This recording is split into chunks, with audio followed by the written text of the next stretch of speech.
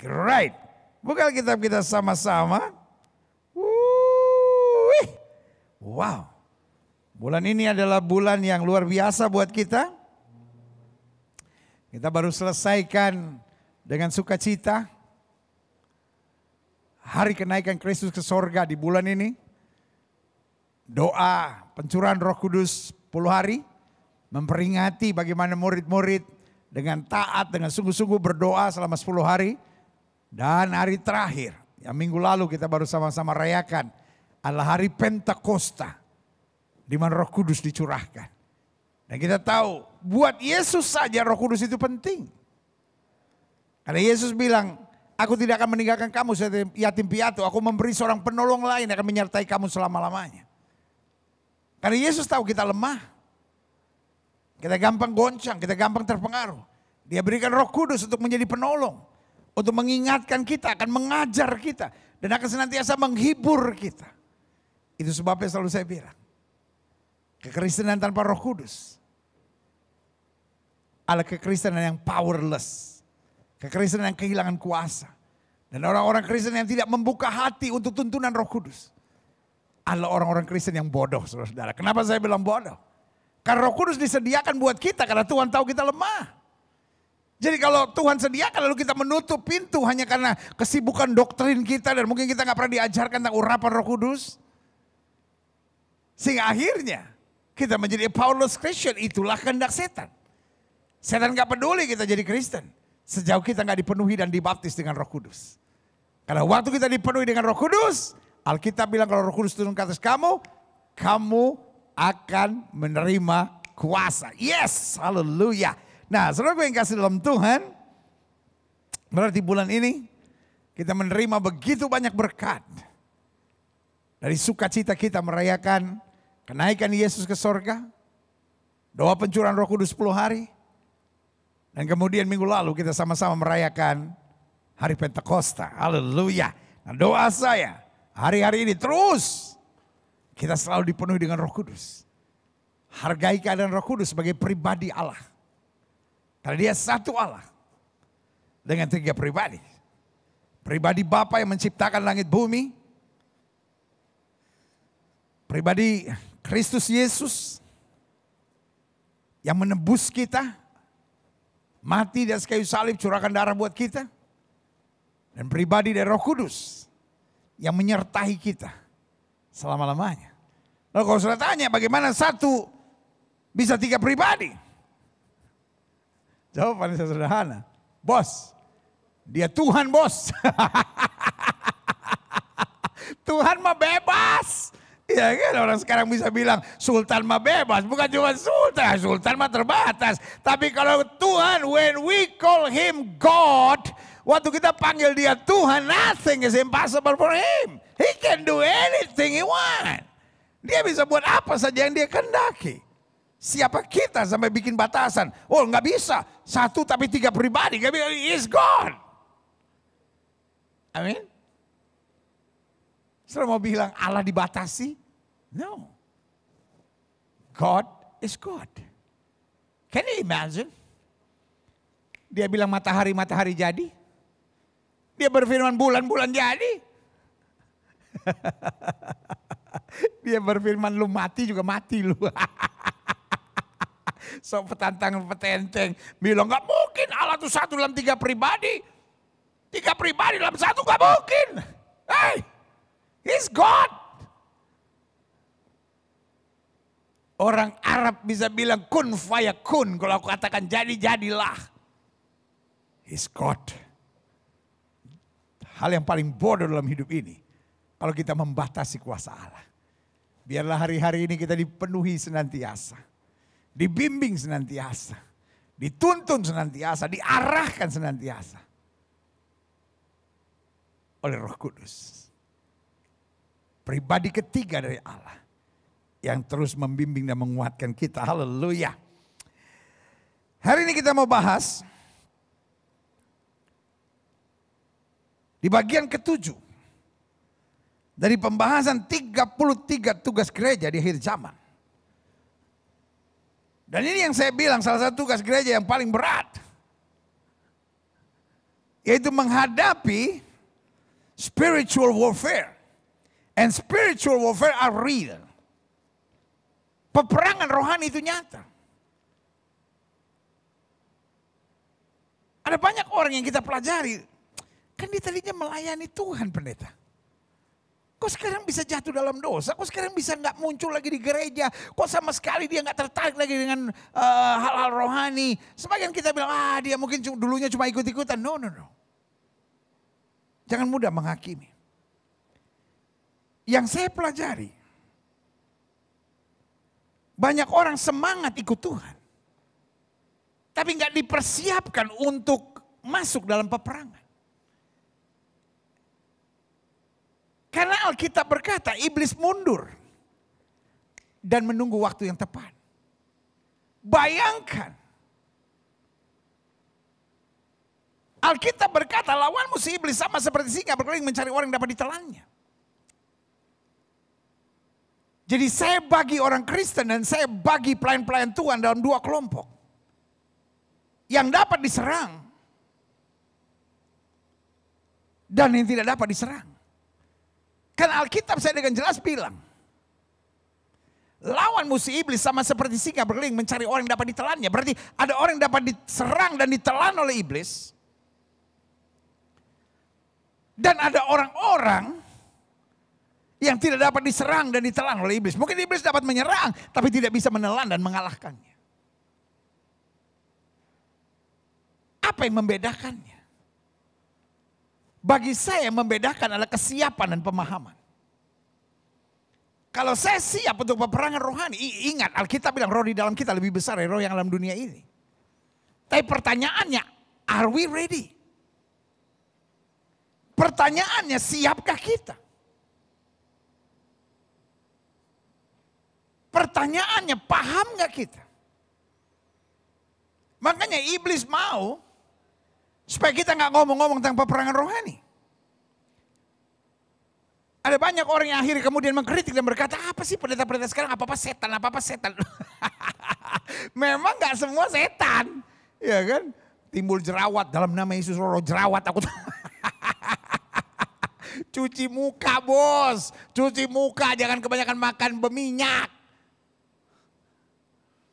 Kepleset di kamar mandi dalam nama Yesus. Setan-setan kepleset di kamar mandi, aku patahkan dalam nama Yesus. Jorok. Bersihin tuh kamar mandi biar jangan banyak lumut, licin. Ngerti gak maksud saya? Ya kan?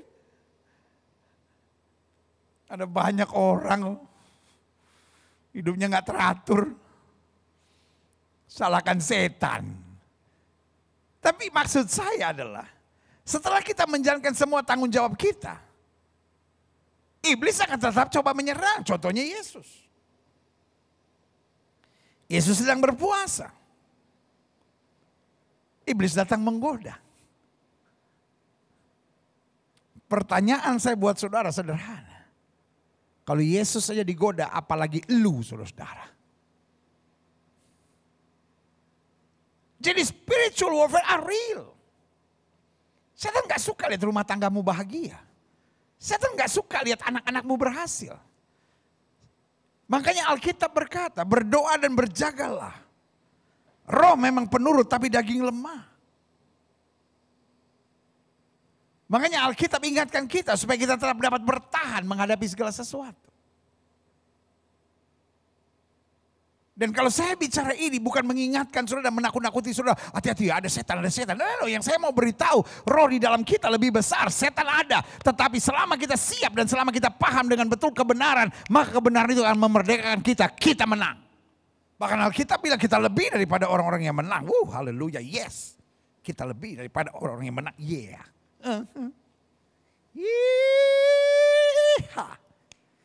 I'm so excited today. Buka Alkitab kita sama-sama.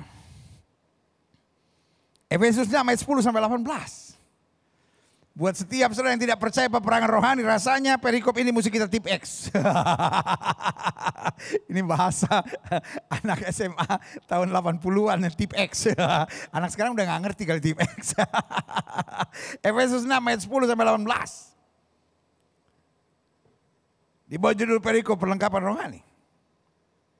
Akhirnya, finally,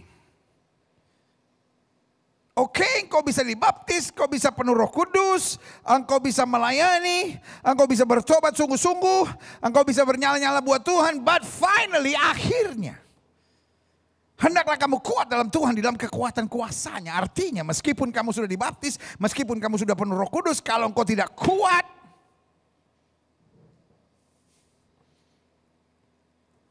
hati-hati. Engkau dapat dipermainkan. Engkau dapat diserang. Engkau dapat dikalahkan. Daud kurang hebat bagaimana? Dia raja, dia imam, dia nabi.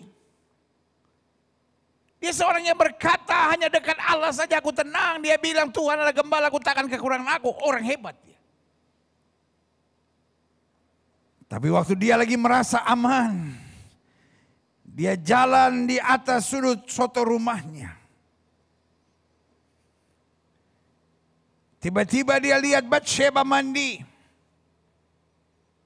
Dia tidak sadar itu peperangan rohani yang mau menjatuhkan dia. Folks, dengan kasih Kristus saya mau ingatkan buat saudara. Setan bisa pakai apa saja dan siapa saja. Bayangkan. Setan pakai Goliat. Setan pakai tentara Filistin. Setan coba pakai Saul untuk menghancurkan Daud. Kant. Raksasa yang bernama Goliat dikalahkannya.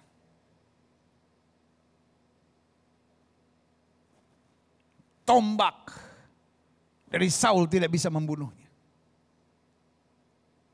Bahkan begitu hebat imannya, Daud bilang apa? Aku tidak akan menjamah orang yang Tuhan urapi. Dia tidak terpancing sedikit pun oleh tindakan Saul yang berkali-kali merancangkan pembunuhan bagi dia.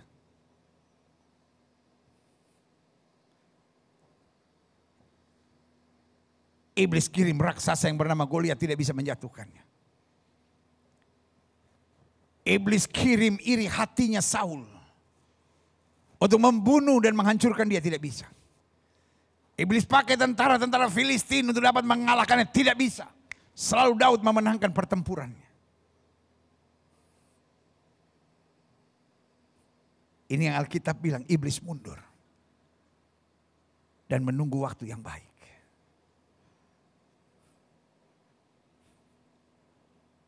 Waktu Daud sedang merasa di atas angin. Waktu Daud sedang merasa kuat-kuatnya sehingga dia tidak usah lagi berperang. Dia cukup biarkan anak buahnya berperang.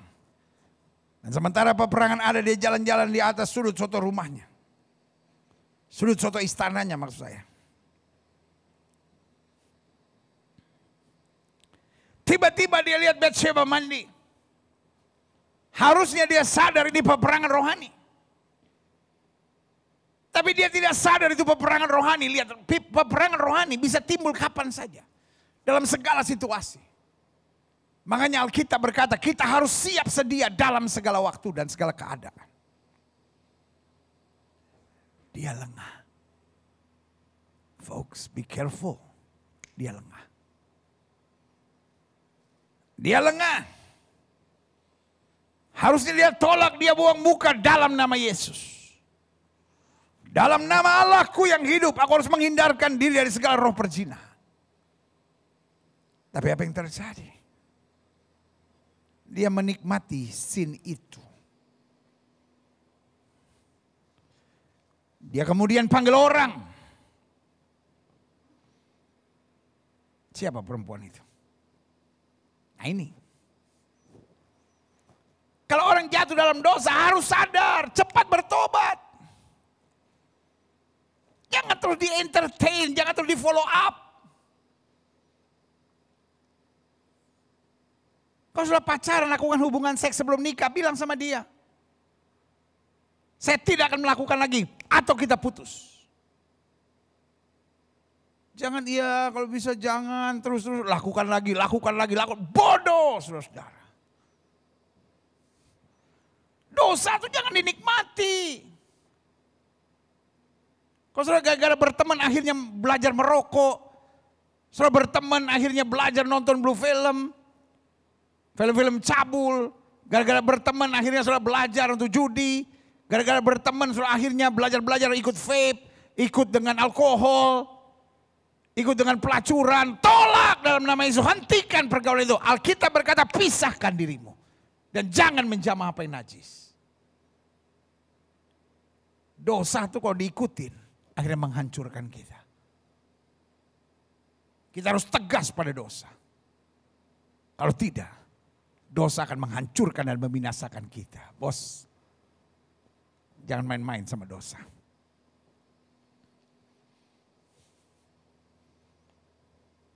Daud dia nikmati. Dia mau follow up lagi. Dia tanya, siapa wanita itu? Pegawainya nyindir. Namanya raja kan dia gak berani untuk bilang, jangan raja itu jahat. Bagaimana caranya? Kalau saudara perhatikan ayatnya. Pegawainya Daud menyindir. Waktu tanya siapa perempuan itu? Dia adalah Batsheba. Istri dari Uria. Tidak dijelaskan umurnya. Tidak dijelaskan tinggalnya. Tidak dijelaskan latar belakangnya. Sebetulnya pegawainya nyindir. Pegawainya mau bilang, bos jangan bos, dia istri orang. Tapi dosa kalau udah merasuk di dalam hati orang, bye-bye. Saudara-saudara, hati-hati. Apa yang dia buat? Dia bilang, suruh Uria maju dalam peperangan. Taruh dia paling depan. Intinya sederhana. Orang kalau otaknya sudah kotor. Orang kalau otaknya sudah penuh dengan hal-hal najis. Orang kalau otaknya sudah penuh dengan nafsu seksual. Orang kalau otaknya sudah dikuasai oleh setan. Itulah peperangan rohani. Mulai dari cuman iseng. Tapi lama-lama jadi keji dan biadab, saudara-saudara. Sorry kalau saya ngomong keras. Karena banyak orang tidak menyadari. There is a spiritual warfare in our faith. Banyak orang tidak menyadari dan banyak orang gak tahan, banyak orang gak kuat, banyak orang gak siap. Karena nganggap setan hanya menyerang orang-orang tertentu. No. Alkitab berkata semua saudaramu di seluruh dunia akan menanggung hal yang sama. Yaitu apa? Peperangan rohani.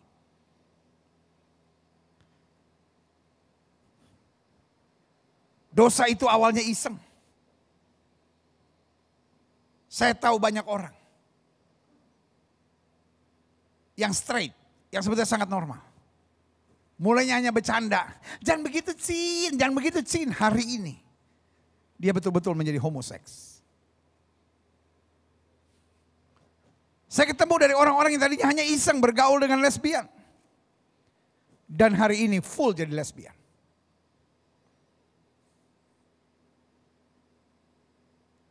Saya ketemu orang-orang yang hanya nge-vape, merokok untuk gaya. Minum-minum hanya untuk gaya, menyebut dirinya social drinker.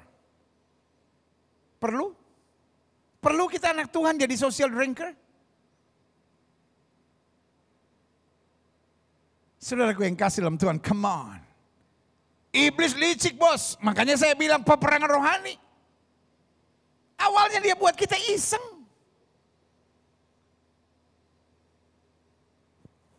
Tetapi setelah iseng, terus diarahkan sampai akhirnya kita hidup di dalamnya. Lalu kemudian perbuatan yang keji dan biadab dilakukan. Bayangkan.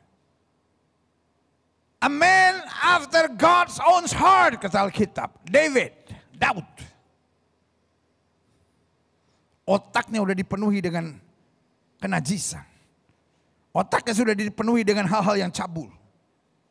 Otaknya sudah dipenuhi dengan hal-hal yang berbau seksual. Akhirnya apa yang terjadi? Dia set up sesuatu yang sangat keji. suaminya dibunuh. Bukan dia yang bunuh. Tapi ditaruh di medan peperangan, paling depan, tanpa senjata. Ya itu namanya membunuh. Sebagai hamba Allah saya hanya mau ingatkan buat saudara. Pak, kalau otakmu udah mulai cabul Pak.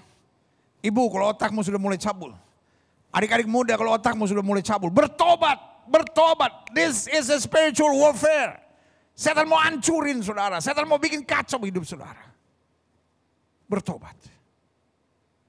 Saya tahu buat sebagian saya. Buat sebagian saudara. Saya ngomong gini sudah cuma anggap pret. Biarin aja tuh pendeta ngomong. Gue dengernya cuma pret. Orang sekarang istilahnya itu saya nggak tahan. Bayangkan pendeta ngomong dianggap pret, saudara. Ya. Tapi kalau saudara nggak mau dengar saya. Pertanyaan saya. Haruskah hukuman Tuhan datang dulu baru saudara sadar? Saya begitu mencintai saudara. Sorry saya ngomong keras dan tegas bagimu. Karena saya percaya kalau kau hari ini bertobat dan meninggalkan segala hal yang jahat. Engkau juga akan melihat kemuliaan Allah dinyatakan. Yang setuju katakan amin. Karena Alkitab saya bilang akhirnya. Hendaklah kamu kuat di dalam Tuhan, di dalam kekuatan kuasanya. Bagaimana kita bisa kuat? Kenakan seluruh perlengkapan senjata Allah. Supaya kamu dapat bertahan melawan tipu muslihat iblis. Nah inilah persoalannya. Iblis itu jahat. Tapi dia pengecut. Dia tidak datang dalam kondisinya sebagai iblis. Siapa yang mau kalau dia datang? Rambut gondrong, gigi gondrong. I will drink your blood. No. Iblis tidak muncul seperti itu. Tipu muslihat. Dia bisa pakai teman baik saudara. Dia bisa pakai kekasih saudara. Dia bisa pakai suami saudara. Dia bisa pakai istri saudara. Dia bisa pakai orang yang kau kagumi. Dia bisa pakai perempuan cantik. Dia bisa pakai pria yang perhatian, dia bisa pakai suami orang, dia bisa pakai banyak hal, dia bisa pakai mantan saudara, dia bisa pakai teman lama saudara, teman SMA saudara, waktu saudara kumpul-kumpul apa itu namanya, pertemuan sekolah, reuni, ada banyak orang gara-gara reuni akhirnya selingkuh. Saya nggak bilang reuni salah, tapi yang saya bilang, setan bisa pakai banyak hal. Dari mana kita tahu? Dari buahnya. Kalau gara-gara itu sudah menjauh dari istri saudara, gara-gara itu sudah merasa ini jalan keluar, engkau mendekat. Gara-gara itu sudah mulai merokok, gara-gara itu sudah mulai nonton film-film cabul, gara-gara itu sudah mulai melakukan tindakan-tindakan yang tidak betul, sudah mulai melanggar apa yang sebetulnya aturan firman Tuhan katakan, itu artinya iblis sedang pakai orang itu. Meskipun dia kekasih saudara. Tapi kalau kekasih saudara ajaknya akhirnya saudara pergi ke diskotik. Dalam nama Yesus itu bukan dari Tuhan. Bilang sama dia, putus sekarang. Dan itu dari setan, saudara-saudara. Gilbert enak aja kalau ngomong dari setan. Loh, kan Alkitab udah bilang dari buahnya. Hidup ini kalau kita tidak tegas. Ingat iblis main dengan apa? Tipu, muslihat. Lihat selanjutnya. Karena perjuangan kita, ini yang saya mau garis bawahi, perjuangan kita bukanlah melawan darah dan daging. Jadi jelas selalu saya katakan, yang ada darah, yang ada dagingnya bukan musuh kita. Itu dulu. Yang ada darah, yang ada dagingnya bukan musuh kita. Musuh kita bukan orang yang memfitnah kita, bukan orang yang ngomongin kita, tapi roh di dalamnya. Engkau tetap harus mencintai semua orang. Bahkan orang yang memfitnah saudara, yang curangin saudara, yang jahatin saudara. Yang ngajak saudara yang gak benar, tetap harus saudara cintai. Tapi tetap ambil langkah tegas. Alkitab bilang pisahkan dirimu.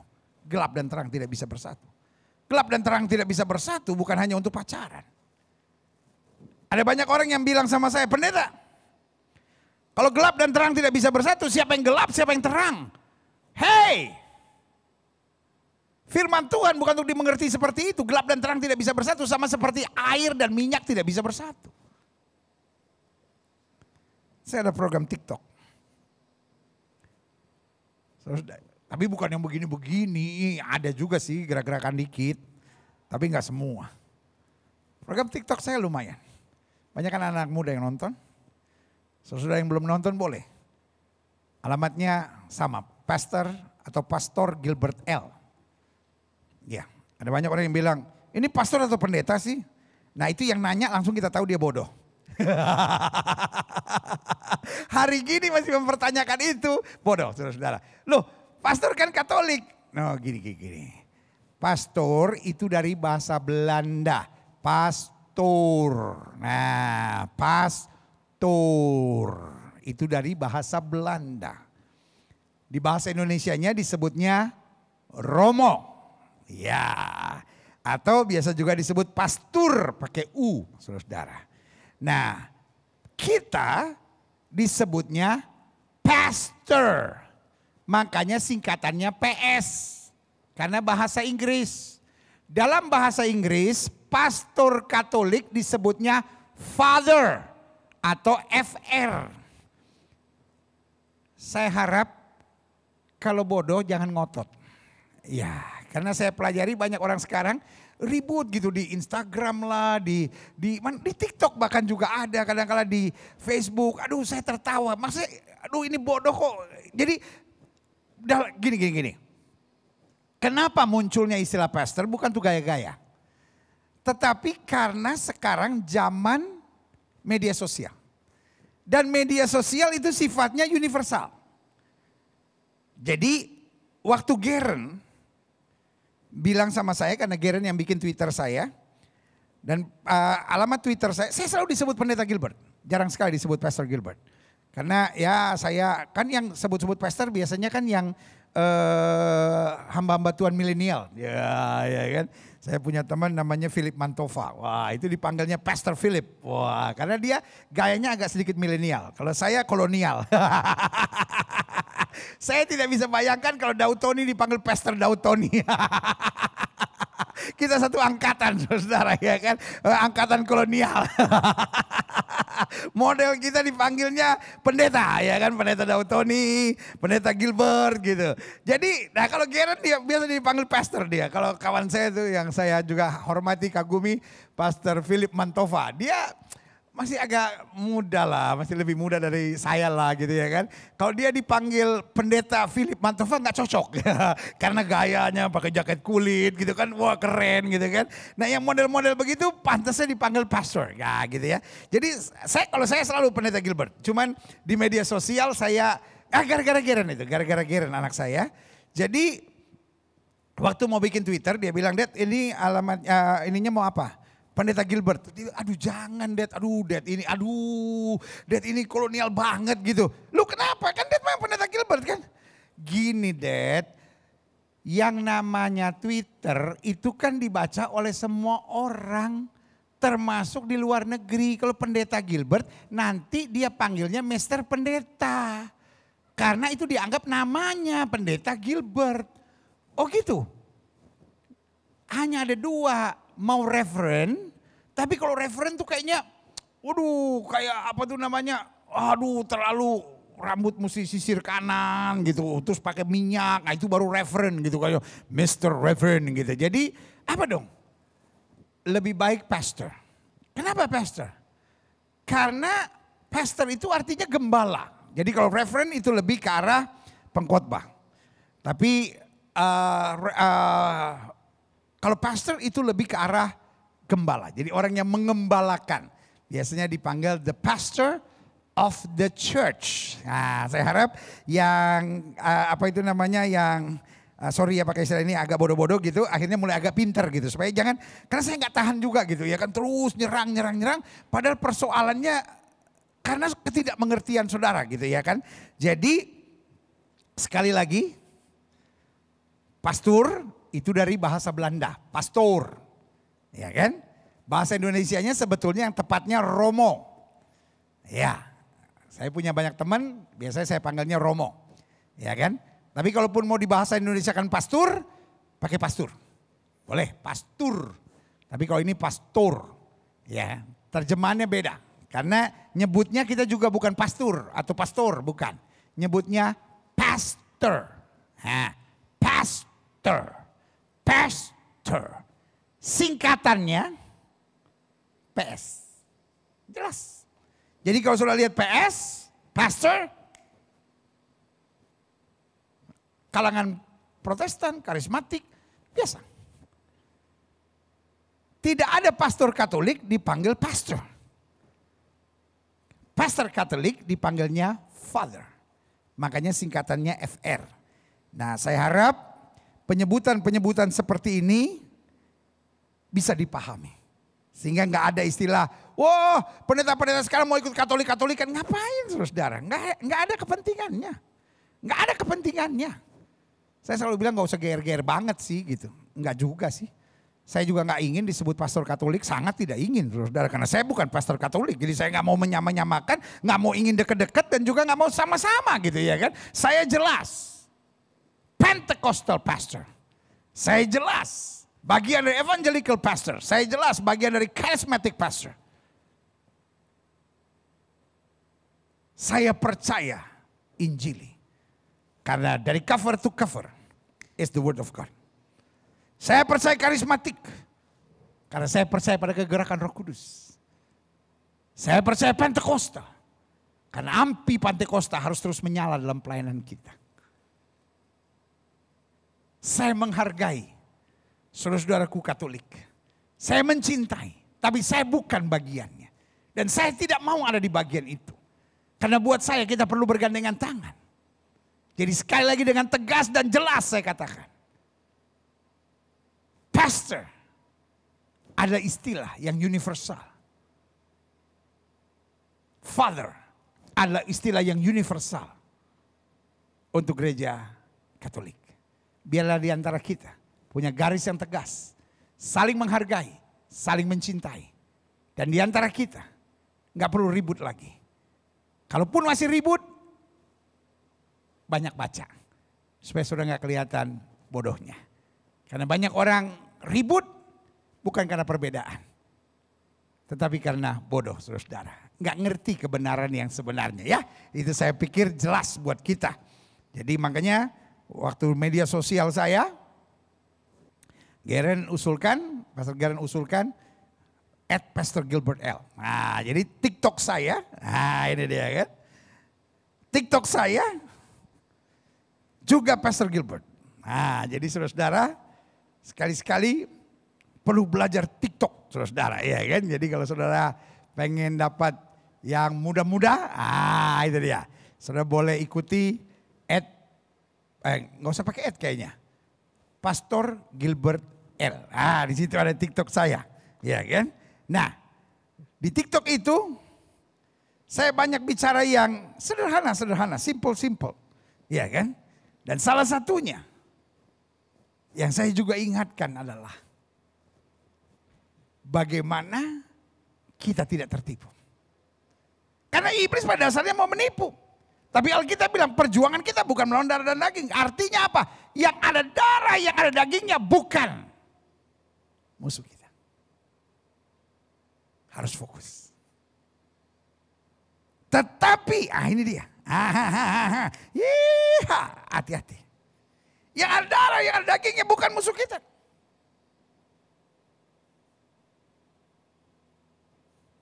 Dengar. Tetapi melawan pemerintah-pemerintah. Melawan penguasa-penguasa, melawan penghulu-penghulu yang gelap ini, melawan roh-roh jahat di udara. Jadi artinya gini. Orangnya harus kita kasihi. Orangnya harus kita layani.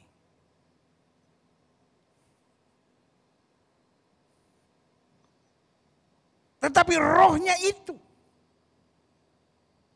belenggunya itu yang harus kita patahkan dalam nama Yesus.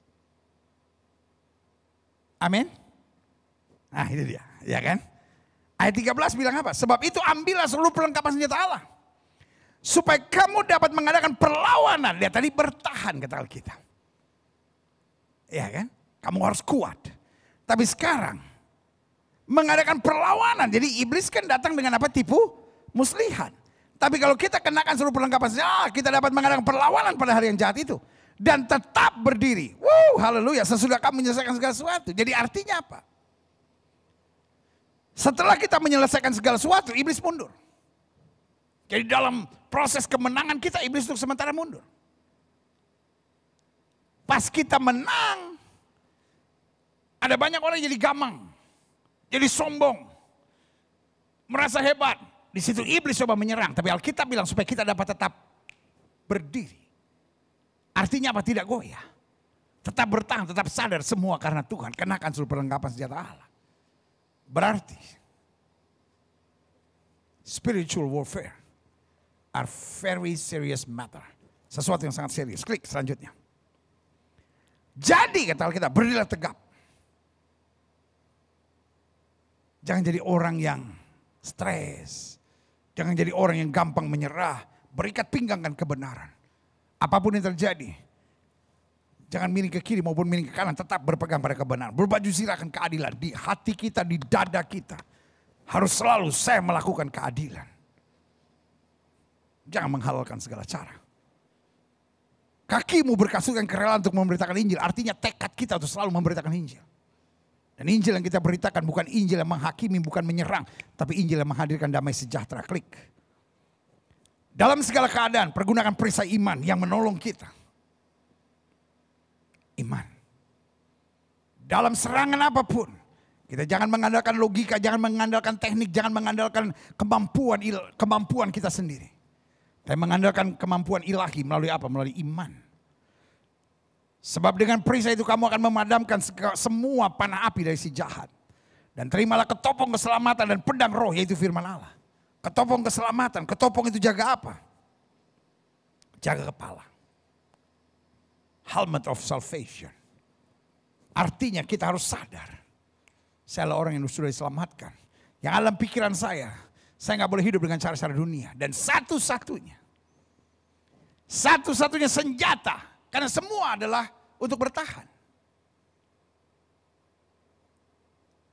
Satu-satunya senjata untuk menyerang adalah pedang roh. Yaitu firman Allah. Artinya apa? Yesus menang sama iblis. Selalu dengan apa? Ada tertulis, ada tertulis, ada tertulis. Satu-satunya kita melawan setan. Dengan firman Allah. Perkatakan firman. Yakin oleh bilur Yesus saya sudah sembuh. Yakin satu orang bertobat dari rumah tangga diselamatkan. Yakin aku cakap menanggung segala perkara dalam Kristus yang memberi kekuatan kepadaku. Yakin bahwa iblis ada di bawah telapak kaki orang percaya. Jadi setiap kali ada keadaan apapun. Perkatakan firman. Perkatakan firman. Perkatakan firman. Karena itulah pedang roh kita. Yaitu firman Allah. Ya. Ayat 18. Dalam segala doa dan permohonan. Berdoa setiap waktu di dalam roh. Dan berjaga-jaga dalam doamu itu dengan permohonan tak putus-putus. Untuk segala orang kudus. Berarti doa. Berjaga-jaga. Ada dalam hadirat Tuhan. Itu yang Tuhan kehendaki.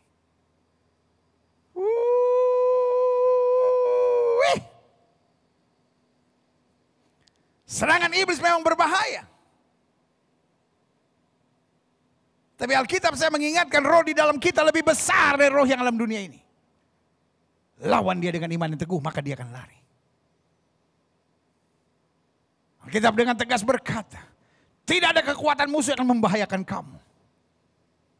Kalau kita berjaga. Kalau kita mengenakan seluruh perlengkapan senjata Allah. Kalau kita siap. Dalam peperangan rohani. Makanya tugas gereja.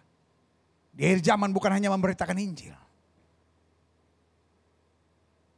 Tapi juga menghadapi peperangan rohani ini. Klik. Saya pelajari. Peperangan rohani itu nyata. Dan memang ada.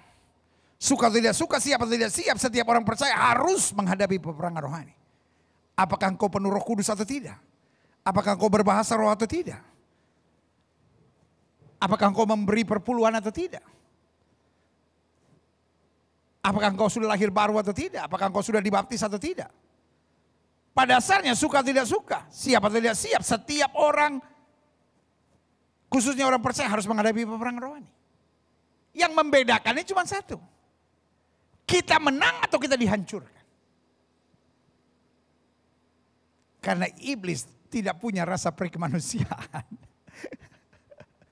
Ya karena dia iblis. Iya kan? Pencuri itu datang, kata Alkitab hanya untuk mencuri, membunuh, dan membinasakan. Ingat, Tuhan tidak ciptakan neraka buat manusia. Menurut Matius pasal 25, jelas Tuhan ciptakan neraka untuk setan, atau iblis, dan malaikat-malaikatnya. Tuhan menciptakan neraka untuk iblis dan malaikat-malaikatnya, apa artinya untuk setan dan pengikut-pengikutnya. Iya, setan gak mau kesepian di neraka, dia cari pengikut. Maka dia cari orang yang dapat ditelannya. Tapi kalau kita mengerti peperangan rohani yang sejati, kita lawan dia dengan iman yang teguh, maka dia harus lari dari kita. Makanya saya catat di sini kita harus sangat waspada. Karena iblis selalu, bahasa saya bilang, memainkan yang saya beri nama unfair game. Tipu muslihat. Tidak nyata. Karena kalau iblis datang kepada kita, menyerang dengan modelnya, siapa yang mau ikut setan? Tapi kadang-kala iblis pakai banyak cara. Dan kita nggak sadar itu setan. Kita pikir ini kan namanya orang modern, kita pikir wajar, kita pikir kadang manusia biasa, kadang-kadang kita pikir namanya juga pengusaha, kadang-kadang kita pikir kan namanya juga masih orang muda. Nah, coba lihat ayat ini, klik. 2 Korintus 11 ayat 14, hal itu tidak usah mengherankan. Sebab iblis pun menyamar sebagai malaikat terang. Ada banyak orang pikir sin is the solution. Dosalah solusinya. Kenapa orang selingkuh? Nggak ada yang niatnya selingkuh. Tapi dia merasa suaminya nggak mau ngerti dia. Dia merasa suaminya nggak pernah menghargai dia. Tiba-tiba dia ketemu pria lain. Yang kebetulan juga sedang ada masalah sama istrinya. Lalu mulai curhat-curhat sama saudara dan saudara merasa sangat dihargai. Wah, saudara melambung tinggi. Tiba-tiba saudara merasa Tuhan tuh adil ya. Saya tidak dihargai oleh suami saya. Tiba-tiba ada seorang pria yang begini lembut. Yang sangat menghargai saya. Kebetulan dia juga ada masalah sama istrinya. Ya harapan saya sih dia bisa kembali sama istrinya. Lalu kita mulai nyaman, mulai dekat, mulai sering bersama. Lama-lama check in di hotel saudara. Itu bukan Tuhan adil, itu setan berbahaya, hati-hati. Cara kerja iblis itu sama. Ya saya stres pendeta. Makanya saya pergi ke diskotik. Toh saya gak menyembah setan kan. Saya cuma ke diskotik aja. Saya gak ngapa-ngapain, awalnya gak ngapa-ngapain. Lama-lama teman mulai ngajak minum. Teman mulai ngajak obat. Temen mulai ngajak, wah diskotik ini gak ada ceweknya. Datang ke klub ini aja, sama kayak diskotik gitu, tapi ada penghibur-penghiburnya. Kita kan gak ngapa-ngapain, cuman ya ngelepas stres lu. Nah ini dia, cara kerja iblis, hati-hati saudara. Kita merasa nyaman dengan dosa. Karena kita merasa, my sin is my solution of my problem. Itu yang saya bilang, iblis menyamar sebagai malaikat terang, klik. Matius 13 ayat 25, ini yang saya bilang unfair game. Tetapi pada waktu semua orang tidur, waktu kita nggak sadar, waktu kita ngerasa nyaman, datanglah musuhnya, datanglah iblis menaburkan benih lalang di antara gandum itu lalu pergi. Bayangkan. Benih lalang di antara gandum. Iblis licik. Kenapa dia nggak tabur benih lalang di antara pohon-pohon hutan atau pohon-pohon korma sana?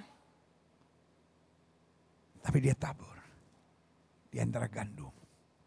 Artinya apa? Yang iblis cari anak-anak Tuhan. Yang iblis cari orang-orang yang sudah bertobat. Yang iblis cari adalah orang-orang yang aktif dalam pelayanan. Be careful. Klik.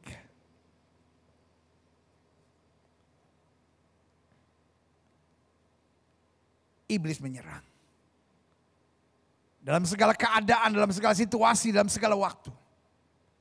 Dan iblis bisa pakai apa saja dan siapa saja. Dan salah satunya saya pelajari. Ketika iblis menyerang orang percaya, seringkali dia memakai orang.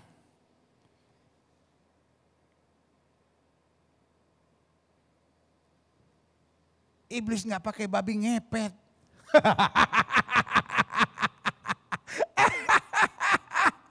Banyak orang pikir iblis itu babi ngepet. Enggak. Bos, iblis nggak pakai babi ngepet.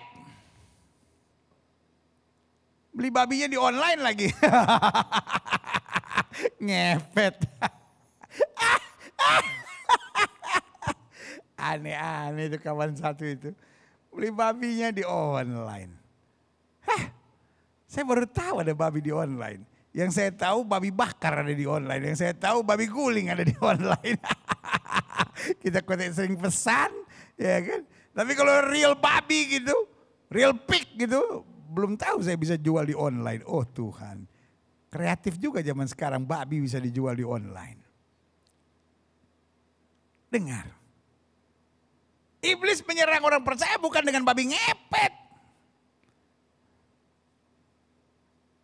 Bukan dengan jenglot. Gak tahu sekarang masih bisa beli online gak tuh jenglot. Dulu sempat. Iblis menyerang orang percaya gak pakai tuyul. Lagian tuyul juga kampungan sih. Curi duit di antara masyarakat. Curi duit di bank apa? Mungkin tuyul gak bisa masuk kali kalau berangkasnya besar kali ya. Tuyul bego. Iya kan? Tuyulnya bodoh banget saudara. Ngambilnya di rumah orang, dapatnya dikit tuyul. Kalau mau dapat banyak cari dong perusahaan-perusahaan besar. Tuyul. Zaman sekarang masih ada tuyul gak ya?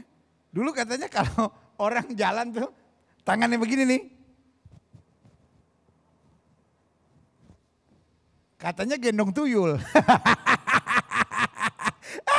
Aneh-aneh. Tapi iblis kalau menyerang orang percaya dengan orang. Bukan dengan tuyul, diusir tuyul.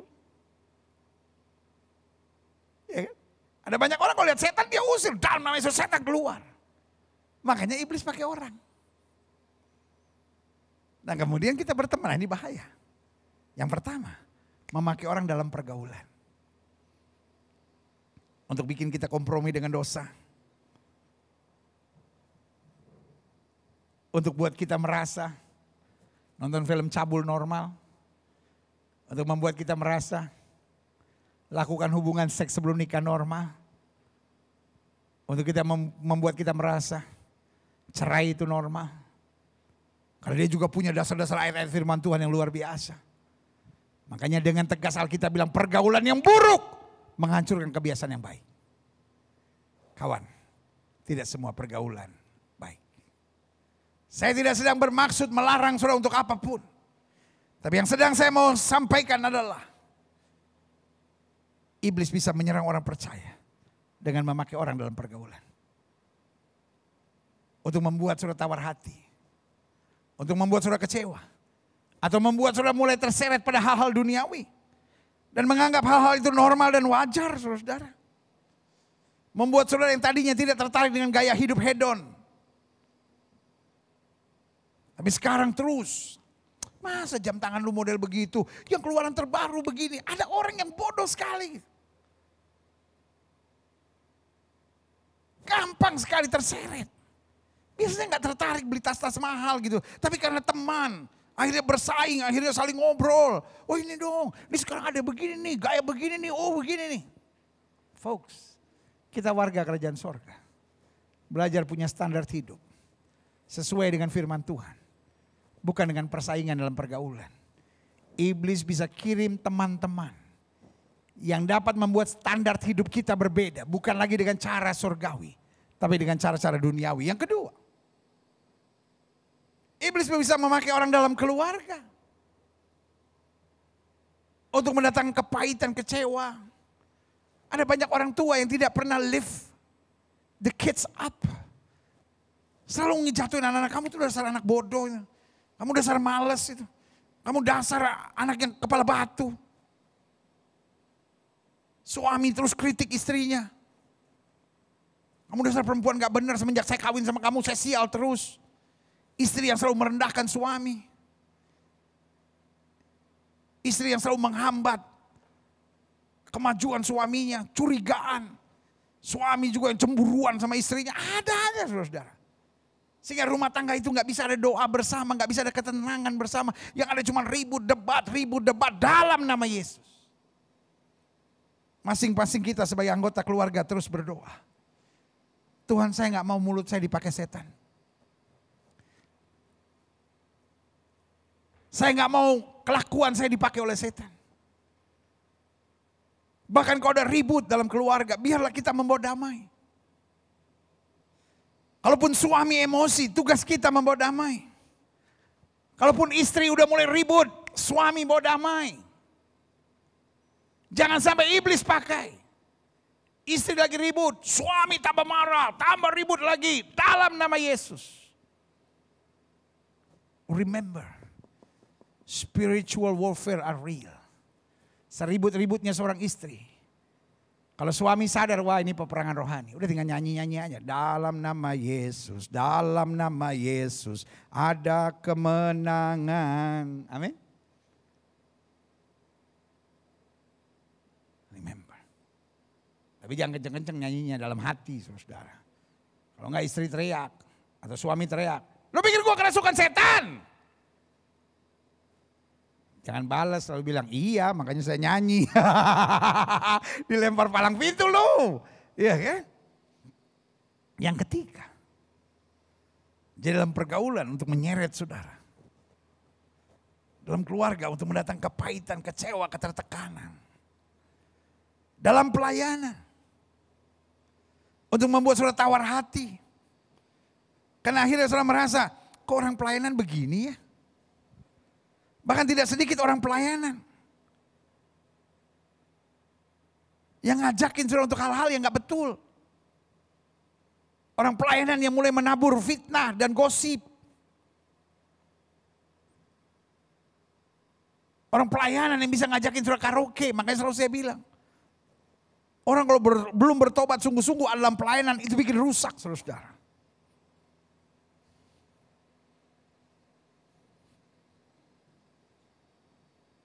Makanya orang yang melayani. Saya tahu dia belum sempurna. Tapi minimal kalau ada yang gak beres dalam hidup ya jangan ajak orang. Masa kau di dalam pelayanan tapi dipakai setan untuk ngajak orang untuk berbuat hal-hal yang gak benar saudara. Bayangin ada orang yang pacaran sama guru sekolah minggu. Dia ngajakin untuk melakukan hubungan seks sebelum nikah. Jahat lu. Buat saya orang seperti saudara itu keji saudara. Maaf pakai istilah ini, kau biadab. Engkau dalam pelayanan tapi engkau ajak orang untuk melakukan yang jahat. Itu dosa saudara. Dosa di hadapan Tuhan. Buat saya engkau harus bertobat. Tetapi yang paling banyak. Iblis memakai orang dalam pelayanan untuk mendatangkan kecewa. Mendatangkan tawar hati.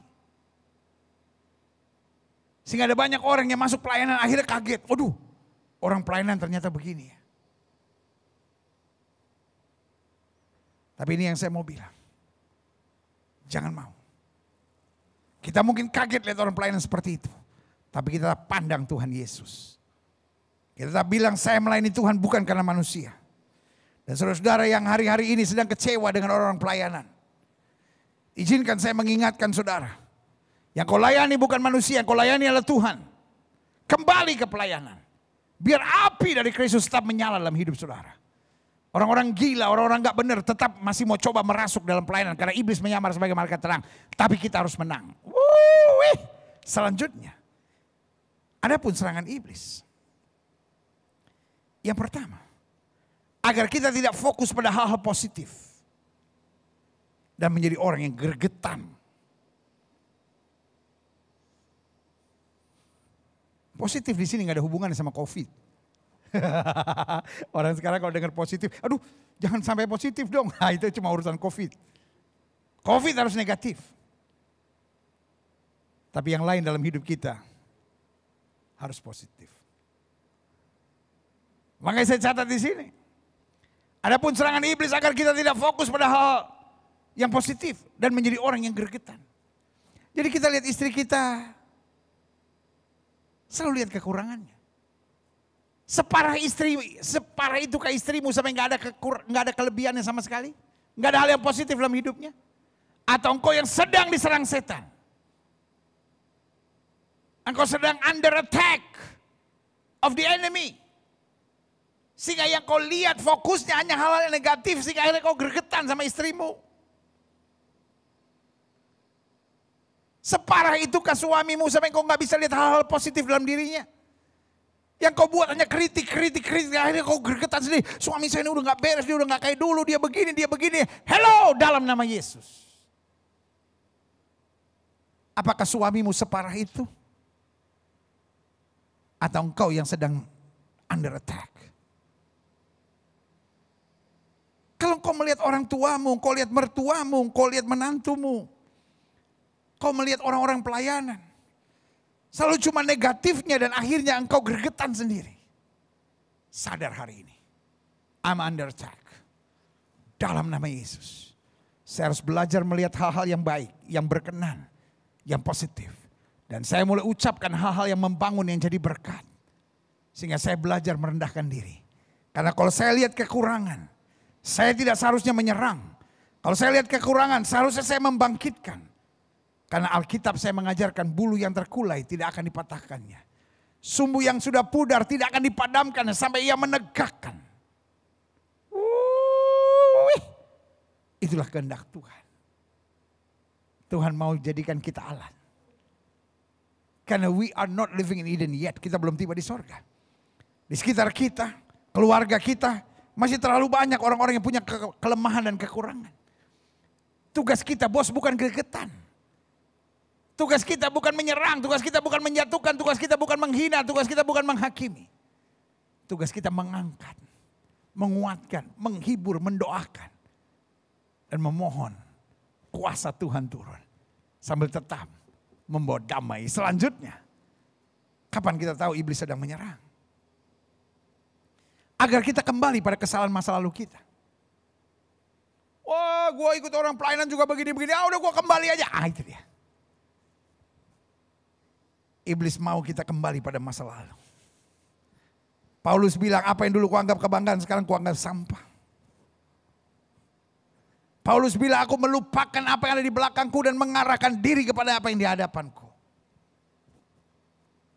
Hidup Kristen memandang jauh ke depan. Bukan terus menengok ke belakang. Jadi kalau kita udah mulai berpikir, buat apa saya bertahan dalam rumah tangga saya, mendingan saya kembali aja kayak dulu. Buat apa saya ngalah-ngalah? Buat apa saya melayani? Mendingan saya kembali ke dulu. Itu artinya, you are under attack. Setan sedang mengintimidasi pikiran saudara. Di luar Kristus lebih bahagia. Tapi ini yang saya mau bilang, hanya dekat Allah saja aku tenang. Yang ketiga, adapun serangan iblis. Agar kita dingin dan tawar dengan Tuhan dan hal-hal rohani. Ingat pertama kali kita bertobat. Ingat pertama kali kita lahir baru. Wah, tiap hari kita mau menginjil. Tiap hari kita baca Alkitab, tiap hari kita memuji-muji Tuhan, tiap hari kita cari-cari ibadah. Tetapi tahun demi tahun berlalu. Kita bahkan sudah terlibat dalam pelayanan, kita malah dingin. Kita udah gak menginjil lagi. Kita sibuk cuma kritik orang. Kita cuma serang orang lain.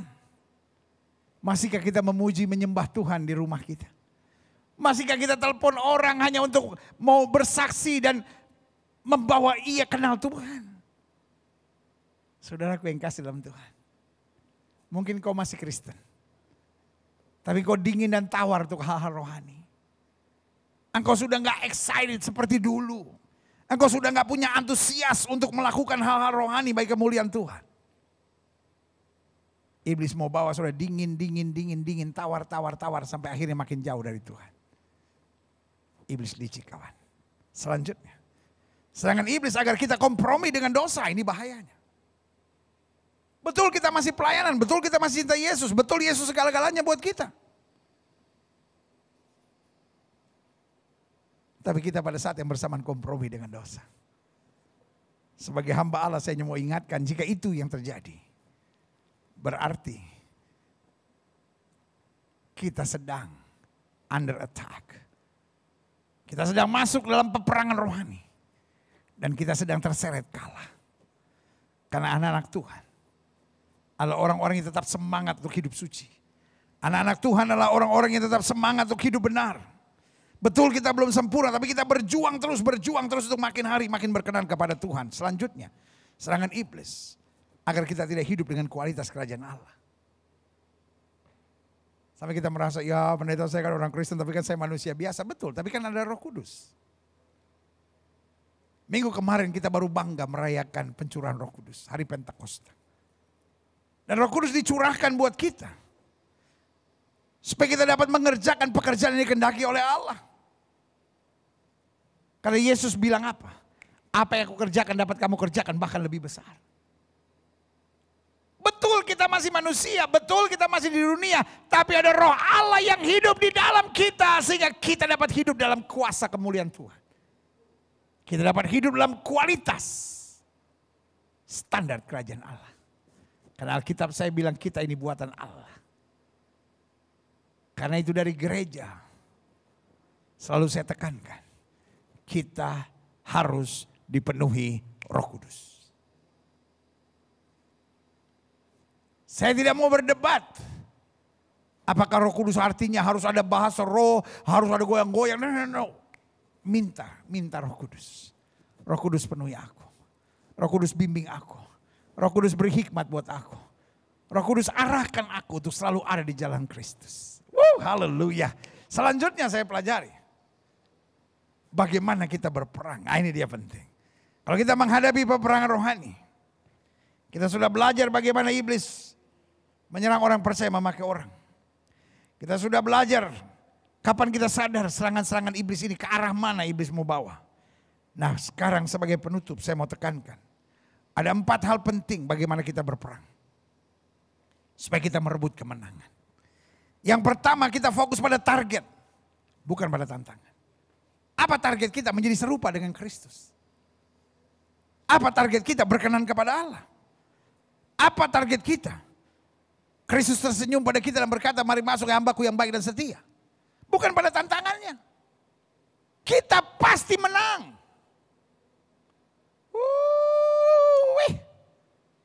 Kita pasti menang, kita pasti menang, kita pasti menang. Tapi jangan fokus pada tantangannya. Kalau fokus pada tantangan kita mengeluh, kita cari jalan keluar duniawi, kita menghalalkan segala cara, kita kompromi dengan hal-hal daging ini. Alkitab berkata, seorang prajurit, Alkitab mulai dengan kalimat ini, jadilah seorang prajurit yang baik dari Kristus Yesus. Seorang prajurit yang sedang berjuang tidak memusingkan dirinya dengan soal-soal penghidupannya, supaya dengan demikian ia dapat berkenan kepada komandannya. Kita sedang berjuang. Jangan pusing dengan harga diri, jangan pusing dengan diomongin orang, jangan pusing dengan difitnah, jangan pusing dengan masalah saya bertubi-tubi. Pokoknya pada target. Apa targetnya? Selama saya tidak miring ke kiri maupun miring ke kanan, hidup saya diberkati. Saya tidak akan turun, diangkat naik. Tidak akan menjadi ekor, dipimpin menjadi kepala. Yang setuju katakan amin. Yang kedua, bagaimana kita berperang? Setia pada kebenaran. Bukan hanya sibuk menikmati kesenangan. Kesenangan dan keuntungan bisa menjauhkan kita dari Tuhan. Tetapi ini kalimat dari Paulus. Tidak ada yang bisa pisahkan aku dari kasih Kristus. Ketelanjangan kah, pedang kah, malapetaka, mara bahaya. Tidak ada yang bisa pisahkan aku dari kasih Kristus. Jangan sampai kita sibuk cari kesenangan. Jangan sibuk kita hanya cari keuntungan. Dan akhirnya kita terpisah dari kasih Kristus. Hari ini sebagai hamba Allah. Saya hanya mau ingatkan buat saudara. Daud jatuh. bukan karena tekanan. Daud jatuh bukan karena tantangan. Daud jatuh bukan karena masa yang sukar, tapi Daud jatuh karena kesenangan. Banyak anak-anak muda jatuh karena kesenangan. Banyak hamba-hamba Tuhan jatuh karena kesenangan. Saya tidak sedang bilang bahwa semua orang yang melayani Tuhan harus menderita. Tetapi yang saya mau ingatkan, setiap mereka yang melayani Tuhan harus rela menderita. Artinya, orang yang siap kehilangan nyawanya justru akan mendapatkan nyawanya. Kesenangan, kenikmatan, keuntungan, dan keberkatan. Bukan itu fokus kita.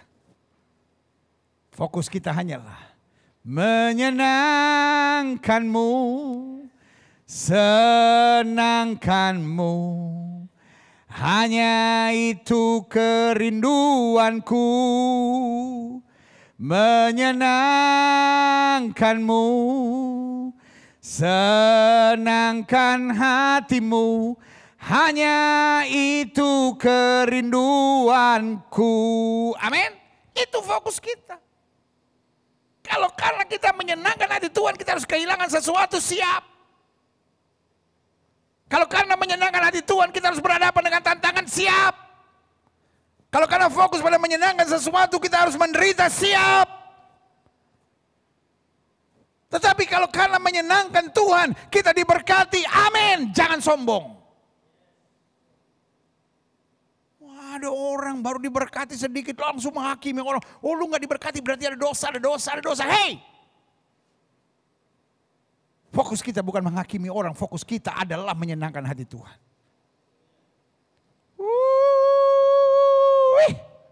Bagaimana kita berperang? Fokus pada target, bukan pada tantangan. Setia pada kebenaran, bukan hanya sibuk menikmati kesenangan.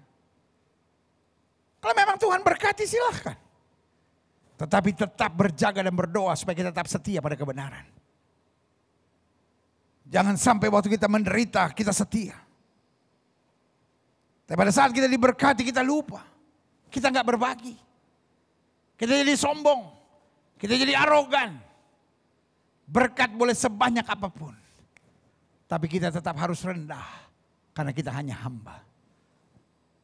Kita nggak harus menderita terus. Kita juga akan diberkati kata Alkitab. Tetapi hati kita tetap harus hati hamba. Hati yang melayani. Hati yang berkata, aku ada sebagaimana aku ada. Semua karena anugerah Tuhan. Yang setuju katakan amin. Yang ketiga, bagaimana kita berperang. Kuat meskipun belum melihat. Jangan mudah tertipu dengan fakta di sekitar. Tetap kuat. Karena yang kita lihat bisa berubah. Tapi yang Tuhan janjikan dahsyat. Makanya selalu saya katakan. Anak-anak Tuhan Yesus dia harus melangkah dengan iman. Setiap bangun pagi harus deklarasikan hari ini hari berkat. Hari ini hari mujizat, hari ini hari kemenangan. Hari ini hari yang baik. Hari ini saya akan menjadi saksi Tuhan. Setiap pagi bos. Ibu setiap pagi, adik-adik muda setiap pagi. Bangun bilang hari ini hari berkat. Hari ini hari kemenangan, hari ini hari sukacita, hari ini hari mujizat, hari ini hari yang baik. Hari ini saya akan jadi saksi Tuhan. Kenapa kita harus katakan itu? Karena fakta di sekitar kita bisa berubah. Kita kadang-kadang cenderung hanya mendeklarasikan fakta yang terjadi. Saya tidak mau tertipu. Yang saya deklarasikan adalah apa yang Tuhan rencanakan buat saya. Karena fakta yang terjadi bisa berubah. Tapi yang Tuhan rencanakan tidak bisa berubah. Saya pegang betul langit dan bumi boleh lenyap. Tapi firman Allah tinggal tetap. Iblis mau mencuri perhatian kita dalam peperangan rohani. Supaya saya bilang, wah saya sakit. Wah saya susah. Wah saya menderita. Wah suami saya menyakitkan saya. Wah istri saya nyebelin saya. Wah anak-anak saya menyakitkan saya. Wah ipar-ipar saya melukai saya. Wah mertua saya kepala batu. Wah menantu saya arogan. Saudara gue yang kasih dalam Tuhan. Iblis mau kita mengucapkan hal-hal demikian untuk merasuk kehidupan kita. Saya tidak mau tertipu. Karena kita akan berperang untuk kemenangan kita. Yang pertama fokus pada target bukan pada tantangan. Setia pada kebenaran bukan hanya sibuk menikmati kesenangan. Kuat meskipun belum melihat. Jangan mudah tertipu dengan fakta sekitar. Karena hidup kita tidak ditentukan oleh keadaan. Hidup kita ditentukan oleh rancangan Tuhan yang luar biasa. Haleluya. Yang keempat, sadari tekad dan semangat sebesar apapun tanpa kuasa Roh Kudus tidak memiliki dampak signifikan. Ada banyak orang yang kecewa dan bilang, saya sudah punya tekad dan semangat, tapi kok kayaknya saya belum lihat pertolongan Tuhan. Saya punya tekad dan semangat untuk berhenti merokok, pendeta, tapi kok nggak bisa. Saya punya tekad dan semangat untuk keluar dari ikatan sebagai lesbian, untuk keluar dari ikatan sebagai banci, untuk keluar dari ikatan sebagai homoseks, untuk keluar dari ikatan seks bebas ini, untuk keluar dari ikatan judi, minum mabuk ini, untuk keluar dari ikatan pacaran sama suami orang ini.